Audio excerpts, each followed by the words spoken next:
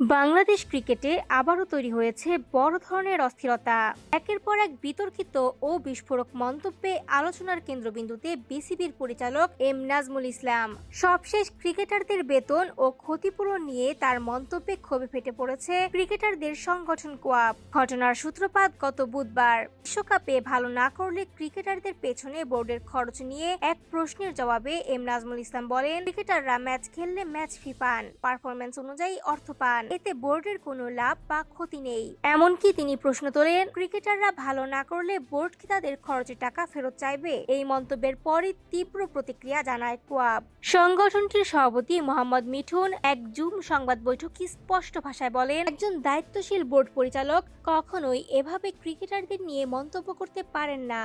তার ভাষায়, এই বক্তব্য শুধু অশোভনীয় নয়, ক্রিকেটারদের সম্মানহানির শামিল। প্রতিবাদ হিসেবে কোয়াব সরাসরি এম নাজমুল ইসলামের পদত্যাগ দাবি করেছে। শুধু তাই নয়, দাবি মানা না হলে সব ধরনের ক্রিকেট বয়কটের হুঁশিয়ারিও দিয়েছে সংগঠনটি।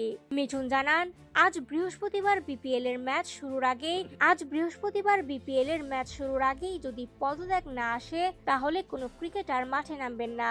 এ ঘোষণার পর রাতভর ক্রিকেটারদের টিম হোটেলে বিসিবির কয়েকজন পরিচালক বৈঠক করলেও কোনো সমাধান আসেনি। বোর্ডের পক্ষ থেকে কেবল আশ্বাস দেওয়া হয়েছে, তা মানতে নারাজ ক্রিকেটাররা।